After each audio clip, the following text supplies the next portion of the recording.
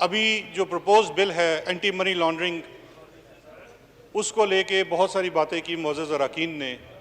यहाँ पे कुछ क्लैरिटी की बड़ी अशद ज़रूरत है। इस वक्त जो मुद्दा इस अवान के सामने है, बात उस पर नहीं हो रही, बात और बहुत सारी चीज़ों पे हो रही है। सबसे पहले रिकॉर्ड की दुरुस्तगी के लिए ये कहना ज़रूरी है कि इख्तलाफ किस चीज़ के ऊपर है। एंटी मनी लॉन्ड्रिंग एक्ट 2007 में एक ऑर्डिनेंस आया, उसके बाद 2007-10 में वो ऑर्डिनेंस एक्ट बन गया। उस एक्ट के अंदर कुछ तरामीम लाई जा रही हैं। वो तरामीम लाई जा रही हैं पाकिस्तान को ग्रे लिस्ट करने के तनाजुर में। उन तरामीम का मकसद ये है कि money laundering, anti money laundering regime को लेके उसके अंदर कानून को बेहतर बनाया जाए ताकि ये जो सिस्टम के अंदर लीकेजेस हैं ये ना हो सकें। उसके ऊपर मैं अभी नहीं जाना चाहूँगा कि कौन कौन से केसेस और किस किस तरह की चीज़ें हमारे सामने मौजूद हुई। हम ज़रूर अपोजिशन के साथ बैठे, हमने शिकवार उनका मौक़िफ़ भी लिया, चाहे वो स्टैंडिंग कमेटी का मौका था या उसके अलावा था, और जो बातें लॉ को बेहतर बनाने के लिए, उसके बेहतर इस्तेमाल के लिए तजवीज़ की गई, उन्हें खुले दिल के साथ हुकूमत ने कबूल भी किया। लेकिन बदकिस्मती ये है कि मकसद असल में उन शिकों के अंदर कोई तरमीम करना या उसमें कोई बेहतरी लाना नहीं था। जिस चीज़ के ऊपर तनाज़ा है वो एक चीज़ है, और वो मैं बड़ा मुख्तसरन बताना चाहूँगा स्पीकर साहब। वो एंटी मनी लॉन्ड्रिंग एक्ट के अंदर इसकी डेफिनेशन क्लॉज में सब क्लॉज जे है, जो ये कहती है कि इन्वेस्टिगेटिंग और प्रोसिक्यूटिंग एजेंसीज कौन सी होंगी। उसके अंदर मनी लॉन्ड्रिंग के ऑफेंस को कौन से इदारे तहकीक कर सकते हैं और उसके ऊपर प्रोसिक्यूशन कर सकते हैं। उसके अंदर टैक्सेशन की मद में FBR है, कस्टम्स है, बैंकिंग का इशू होगा तो FIA है, नारकोटिक्स का मामला होगा तो CNSA है, टेररिज्म होगा तो CTD है, और अगर पब्लिक ऑफिशल्स करप्शन उसमें मनी लॉन्ड्रिंग इस्तेमाल होगी तो ये नेशनल अकाउंटेबिलिटी ब्यूरो है। और ये अमेंडमेंट नहीं की जा रही, ये सन 2010 से इस कानून के अंदर मौजूद है। ये अमेंडमेंट है भी नहीं। अपोजिशन इस वक्त ये अमेंडमेंट लाना चाहती है कि डेफिनेशन की क्लॉज में से नैब को एज इन्वेस्टिगेटिंग और प्रोसिक्यूटिंग एजेंसी के तौर पे निकाल दिया जाए। ये है असल में वजह जो इस वक्त जिस पे कंसेंसस नहीं, और मैं उस वजह के ऊपर आता हूं कि क्यों कंसेंसस नहीं है। जनाब स्पीकर, सबसे बड़ा सवाल ये पैदा होता है कि आज अचानक एंटी मनी लॉन्ड्रिंग की रजीम पाकिस्तान में आने के 13-14 साल बाद और इस एक्ट के 10 साल बाद ऐसी क्या चीज़ हुई है कि ऑल ऑफ सडन हम सबको लगता है कि हमारे बुनियादी हकूक़ किसी ख़तरे में पड़ जाएंगे। एज़ इफ़ इस मुल्क में अदलिया अपना काम नहीं कर रही, एज़ इफ़ आपको 199 में या 184(3) में कोई रिलीफ अदालतों से नहीं मिल रही। ये क्यों हो रहा है? ये आप किसी के बुनियादी हकूक़ का तहफ़्फ़ुज़ नहीं कर रहे, आप इसके अंदर ज़ाती तहफ़्फ़ुज़ चाहते हैं। और वो ज़ाती तहफ़्फ़ुज़ आपको कहाँ से मिलता है कि अगर नैब के इस अमला के अंदर से नैब को निकाल दिया जाए तो कौन से केसेस के ऊपर डायरेक्ट इम्पैक्ट पड़ता है। वहाँ से आपको पता चलेगा कि बेनिफिशरी कौन है इन केसेस का।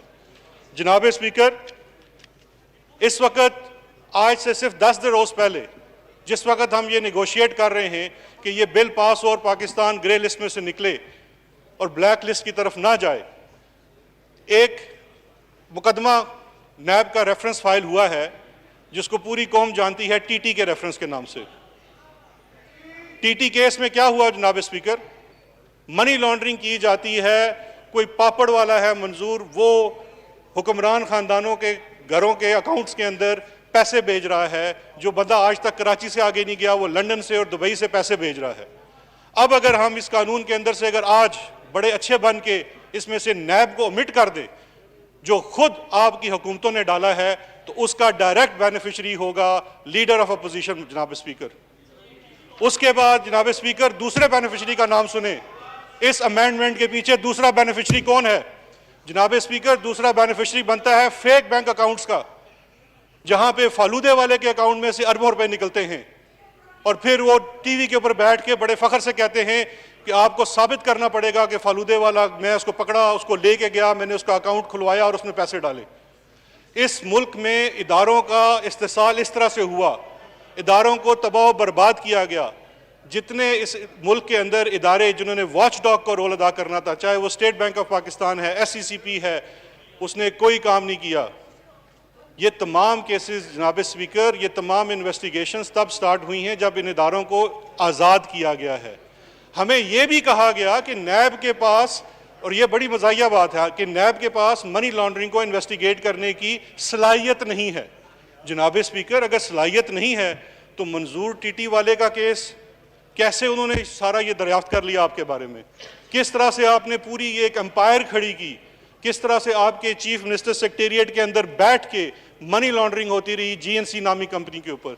किस तरह से करामत मसीह जो आपकी ज़ाती कंपनी के अंदर 18,000 रुपये का मुलाजम है, उसके अकाउंटों में करोड़ों अरबों रुपए के पैसे जमा कराते रहे और आपके अपने पार्टी के लोग जमा कराते रहे। तो मकसद यहाँ पे अमेंडमेंट लाने का ये नहीं है कि कोई सलामती की चीज़ करना चाहते हैं, मकसद ये है कि अपने ज़ाती फ़ायदे के लिए करना चाहते हैं। मेरी दरख्वास्त है कि आप कानून साजी करें। हुकूमत खुले से दिल के साथ आपके साथ बैठने को तैयार है और आप हर मुनासिब और जायज़ बात मानेगी, ज़ाती मुफाद की बात नहीं मानेगी। थैंक यू जी, थैंक यू जी, thank you. Now I put एक मिनट, ये पुट सिर्फ ये अमेंडमेंट मूव करते इसके बाद देता हूँ जी। नया the question that amendment move by adopted करता हूँ, आपको देता हूँ। देते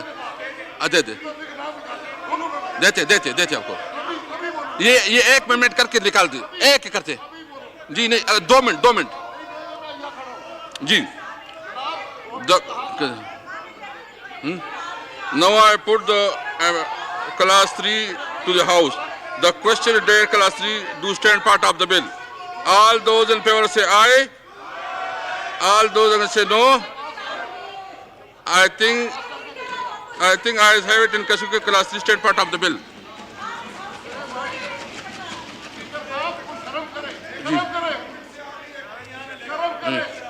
जी जी जी कौन सा जी? मैं आपको मौका है तो इस तरह ना करें, मैं आपको मौका दे रहा हूं, मैं दे रहा हूं ना आपको। आप 2 मिनट वेट कर ले तो जी इस जी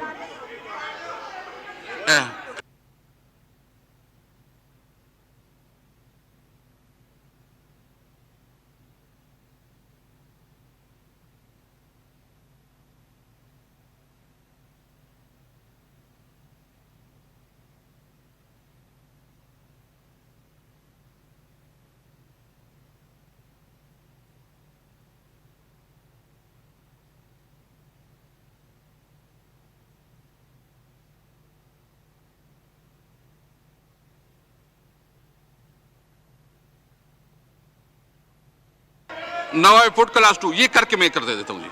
Now I put class 2, the house, the question date class 2 do stand part of the bill. All those in favor of say aye. All those against say no. I think I have it and category class 2 stand amendment stand part bill ji. Please आप बात कर ले उधर। Please हौसले से कर रहा हूँ ना, आपको दे रहा हूँ ना जी। शायद खान अब्बासी प्लीज हौसले से प्लीज जी, प्लीज। मैं सेकंड अमेंडमेंट जिसके अमेंडमेंट है उसको दूंगा जी, प्लीज जी प्लीज जी शाहिद साहब जी। 2 मिनट लेके 2 मिनट बैठे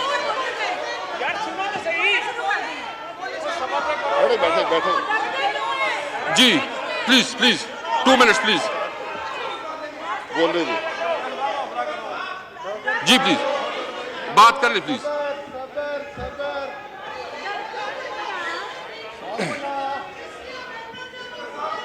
इन्हीं की अमेंडमेंट जी, बात करें प्लीज जी। किधर है? सारे केस गिनवा दिए, फार्मिंग फंडिंग भी भूल गए हो। नो जी, क्लास 3 अमेंडमेंट शायद साहब। Now I put clause 3 to the house. Now I put class 3 to the house. The question date class 3 do stand part of the bill. All those in favor say aye. All those against say no. I think ayes have it. Consequently, class 3 stand part of the bill. Class 4 इस तरह नहीं है जी, आप बात भी नहीं कर रहे, आप बात भी नहीं कर रहे, आप बात भी नहीं कर रहे, तो मेरा आप जी ना इस तरह जी, मैंने आपको मौका दिया है, मैंने आपको मौका दिया है, आप प्लीज प्लीज प्लीज आपको भी जो है ना आप अपना लैंग्वेज ठीक कर ले, अपना लैंग्वेज ठीक कर ले। आप प्राइम मिनिस्टर रहे हैं, देखे हौसले से बात करें, हौसले से बात करें, आप उधर बैठ जाएं जी। मैं बात करता हूं जी। Now I put class 4 to the house. The question date class 4 do stand part of the bill. All those in favor say aye. All those say no. I think I have it. Consider class 4 stand part of the bill. Class 5 amendment. There is an amendment in class 5. First amendment standing in Miss Malika Bukhari. There are now I put amendment moved by